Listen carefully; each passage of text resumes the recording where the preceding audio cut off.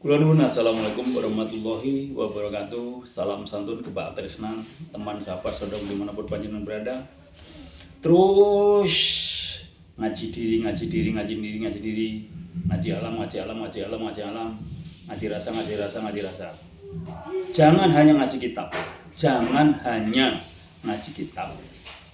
Tetapi setelah ngaji kitab, dimasukkan ke dalam diri namanya ngaji diri, disamakan diri kita dengan kitab itu gitu. Kebanyakan di antara kita itu memang dapat luarnya karena memang tingkatan seperti kerucut. Orang yang paling bawah itu kebanyakan mendapat kulitnya, di atasnya semakin sedikit, di atasnya sedikit, dan paling di atas semakin sedikit. Dan di setiap kita sudah ada perlambang, semua itu suruh mendapatkan lahir dan batin, kebahagiaan lahir dan batin. Kalau di antara kita masih belum menemukan ketenangan batin, itu tandanya belum pernah belajar batin, belum pernah belajar ngaji diri, belum pernah belajar ngaji rasa. Maka bila kita belum menemukan ketenangan batin, belum menemukan di dunia ini seperti ada di surga, maka mulailah belajar ngaji diri. Ngaji diri, introspeksi diri, koreksi diri, akan ketemu kata sadar dan menyadari. Penyadaran diri yang paling tinggi di dalam diri kita. Semakin sadar, semakin akan dilindungi. Dan semakin penyadaran yang tinggi di dalam diri kita akan selalu merasakan dilihat Tuhan dan didengar Tuhan yang Maha Kuasa. Bila kita selalu dilihat Tuhan dan didengar Tuhan dimanapun tempat berada, seperti seakan-akan, memang bukan seakan-akan, selalu kita diawasi Tuhan, dia perhatikan Tuhan, jadi orang yang diperhatikan Tuhan, jadi orang yang dicintai Tuhan, jadi orang yang disayangi Tuhan. Dan kita juga berbalik, bagaimana caranya kita mencintai Tuhan, Tuhan mencintai kita. Selalu ada kesinambungan. Kalau sudah berbicara masalah Tuhan atau Allah, itu sudah bicara selalu menyangkut yang masalah dalam.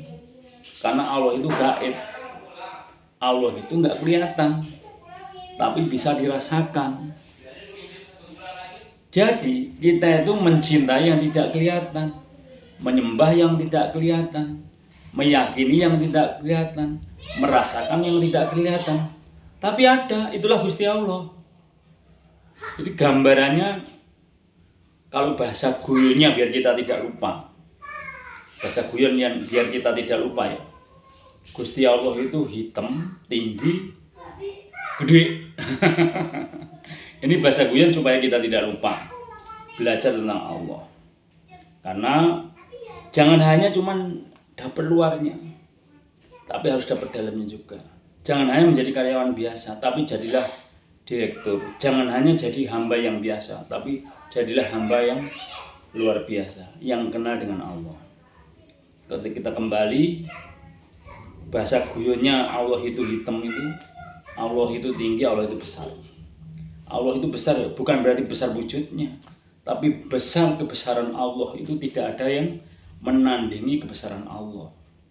Jadi tidak bisa dibayangkan kebesaran apa, besar apapun tidak ada yang bisa menandingi kebesaran Allah. Maha besar, maha besar. Besar apapun masih ada Allah yang lebih besar. Jadi kebesaran Allah, Allah maha besar, Allah Akbar, Allah Akbar. Jadi Allah itu besar, Allah maha besar. Biar kita ingat kalau buat guyon itu. Kemudian Allah itu tinggi, bukan tinggi wujudnya tinggi, bukan. Ketinggian apapun, ilmu tinggi di atasnya ada Allah.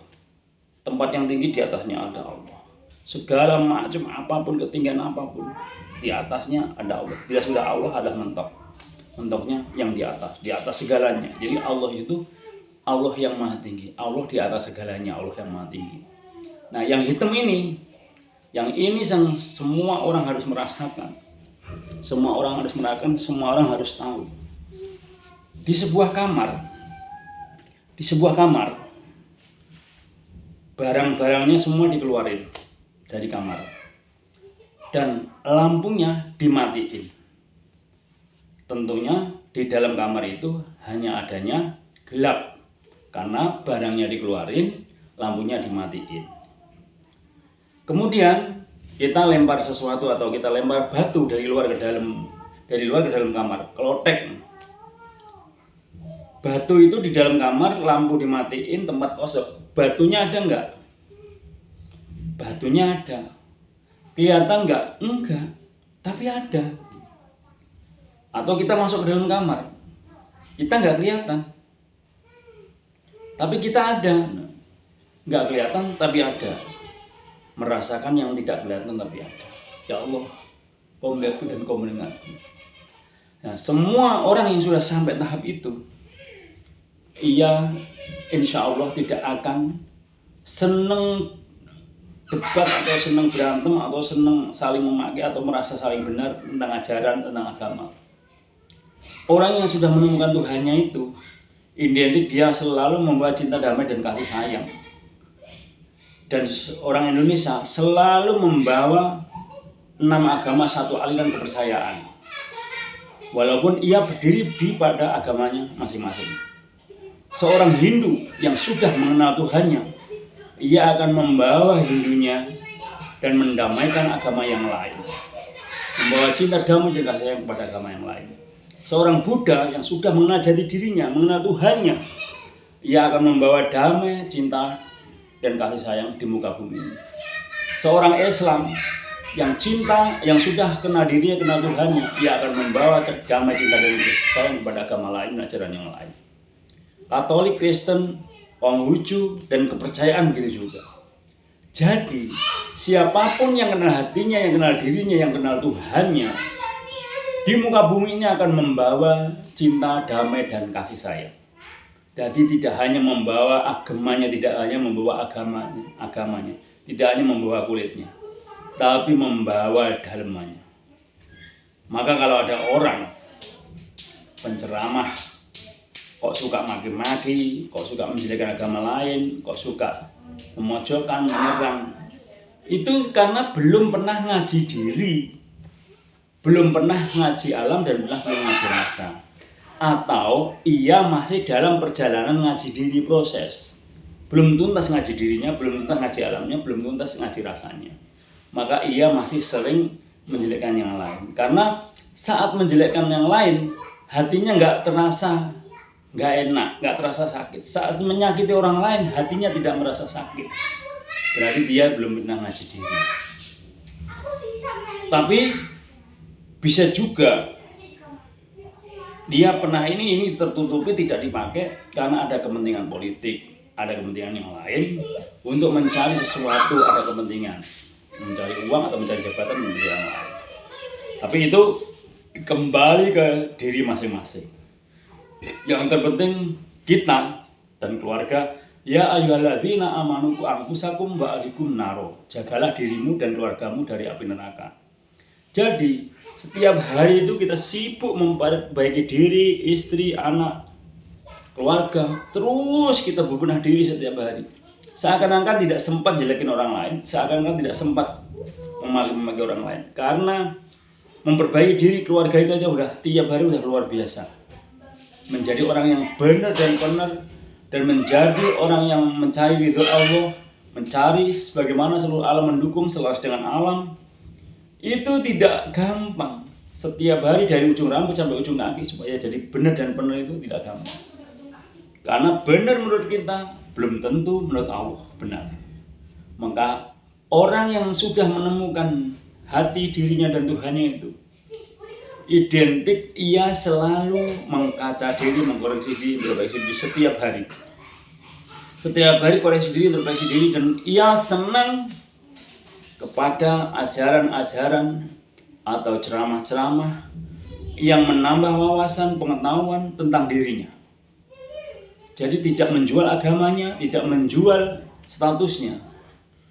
Bahkan seseorang yang sudah seperti itu, ia tidak banyak kepentingan dalam hidupnya. Bagaimana caranya? Ia hanya berserah diri kepada Tuhannya. Tuhanlah segalanya. Yang penting mencari ridho Allah. dalam kehidupan sehari-harinya, ia hanya mencari ridha Allah dan manfaat untuk orang banyak. Setiap harinya bagaimana manfaat untuk orang banyak dan Gusti Allah itu. Dan di saat orang banyak, ia selalu tampil ceria, tampil senang, tampil bahagia. Tapi saat sendiri, ia menangis di dalam kamar, meminta maaf dan berterima kasih kepada Allah. Jadi, ada di antara kita itu orang yang tidak pintar ngomong, tidak pintar berbicara. Namun ia melakukan sebuah kebaikan setiap harinya itu. Orang-orang yang menjadi orang yang satru piningit, orang-orang yang benar-benar pilihan Allah. Ia tidak banyak ngomong tapi banyak melakukan kebaikan-kebaikan. Di lingkungan saya juga ada orang yang seperti itu. Kakak saya, senior saya, tapi tidak perlu saya sebutkan namanya, takutnya tidak berkenan. Beliau orang yang banyak membantu, menolong, dan selalu berbuat baik pada sesama. Dan hati dan pikirannya itu selalu ke Allah dan mencari ridha Allah. Dan dimanapun beliau ada. Dan sangat ringan tangan, selalu membantu sesama, menolong sesama. Lelatis kami dumaldi, melayani sesama manusia. Maka dari itu teman sahabat dimanapun panjenengan berada, terus selalu ngaji diri. Ngaji alam dan ngaji rasa. Karena sebagai keseimbangan orang pribumi menghadapi agama-agama impor yang sekarang ini dibawa oleh oknum-oknum yang selalu membawa kebencian, kedengkian, kesombongan, keangkuhan. Inilah keseimbangan kita. Keluarkanlah batinmu, pelajarilah spiritualmu, sebarkan nilai-nilai spiritual. Seakan-akan ada dua aliran. Ada aliran dari keturunan atau penerus Syekh Subakir, dan ada aliran penerus Eyang Sabdo Palenur Ginggong saat ini ke dalam modernisasi. Dari penerus Eyang Syekh Subakir terus membawa kulitnya, dan penerus dari Eyang Sabdo Palenur Ginggong terus membawa kebatinannya, imbang. Jadi nanti kalau ketemu imbang, semuanya indah. Agama, 6 agama, satu aliran kepercayaannya, kulitnya. Isinya budi pekerti yang luhur. Ke-6 agama dan satu aliran kepercayaan di Indonesia, isinya semua berbudi luhur. Agama budi luhur. Semuanya punya budi luhur, punya akhlak yang mulia. Oh, Indonesia damai.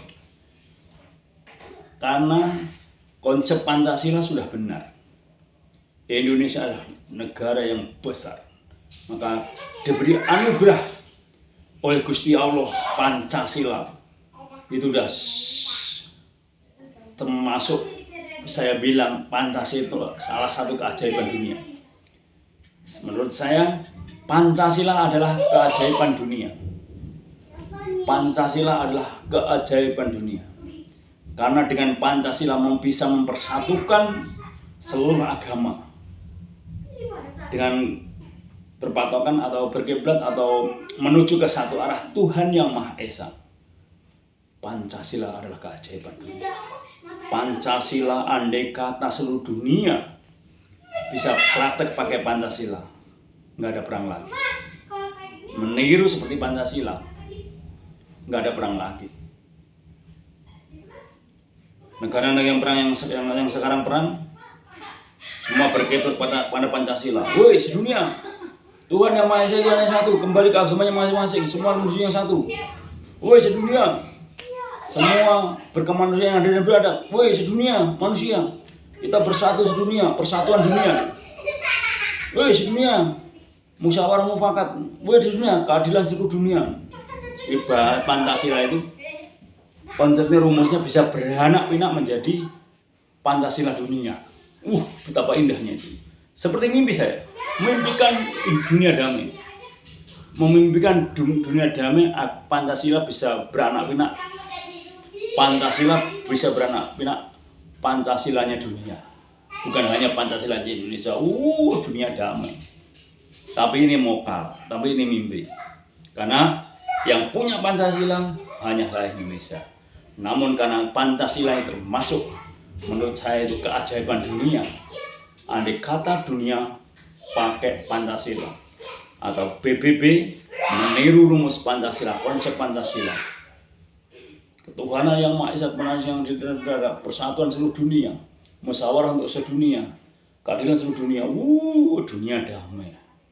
Bisa praktek itu karena Pancasila itu menaungi seluruh golongan. Islam itu benar, tapi bagi yang Islam. Buddha itu benar, bagi yang Buddha. Hindu itu benar, bagi yang Hindu. Kristen itu benar bagi yang Kristen. Konghucu benar bagi Konghucu. Kepercayaan benar bagi yang kepercayaan. Nah, Pancasila itu semua ada di dalamnya. Gimana nggak sangat luar biasanya. Maka orang-orang SH, orang-orang PSHT itu salah satu orang yang bisa praktek Pancasila. SH Terate itu ajarannya salah satu orang yang bisa praktek Pancasila karena persaudaraannya itu tanpa pandang ras, suku, agama, dan golongan. Maka ada 3 penceramah yang kontroversial di Indonesia. Saya nggak sebutkan namanya, inisial aja. Ada 3 itu. Andai kata beliau masuk Isya Terate dan mendalami ilmu Isya Terate, pasti ceramahnya adem, ayem, tentrem, bisa menamaikan Indonesia. Nggak usah saya sebut, inisial juga nggak saya sebut. Ada 3 penceramah di Indonesia yang selalu bikin gaduh. Andai kata beliau ikut SH Terate dan mendalami ilmu SH Terate, ya ceramahnya akan jadi adem, ayem, tentrem, bisa mendamaikan dunia. Karena SH Terate juga, ilmu SH itu termasuk ilmu keajaiban dunia. Ilmu SH adalah ilmu keajaiban dunia. Ilmu keajaiban dunia salah satunya adalah ilmu SH. Oke, silakan buktikan, cari. Bila mana sudah menjadi orang SH Terate, terus kaji SH-nya. Bila mana bukan orang luar SH Terate kok mengenal SH-nya, terus pelajari. Karena SH itu setia hati.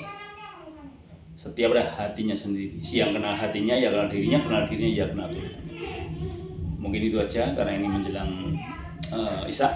Kita persiapan.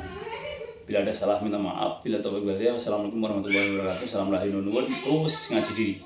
Ngaji memperbaiki diri dan keluarga. Ya ayyuhalladzina amanu anfusakum wa ahlikum nar. Bila ada salah minta maaf. Bila taufik walhidayah. Wassalamualaikum warahmatullahi wabarakatuh. Assalamualaikum.